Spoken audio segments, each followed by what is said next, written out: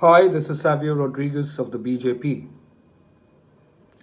I appeal to every single Goan to keep aside his or her political affiliation and unite for Mhadei.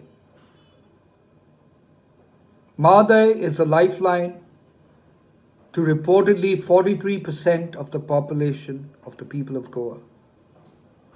And that, my friends, is the current population. Goa, over the next 2 decades, will witness a surge in its population numbers. Water is going to be an important and integral resource to cater to the growing population needs of Goa. Take a look around. Some of our water bodies are dried up.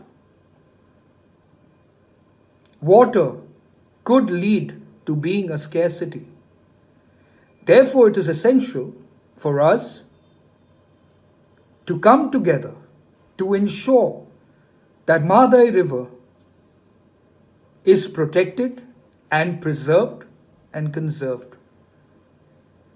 It is important for every single Goan to unite for Mhadei, to impress on the centre, in particular Prime Minister Narendra Modi, that the approval granted to the Karnataka government for its DPR must be withdrawn, as the decision is not based on the principles of equality and justice and not in the interest of the people of Goa.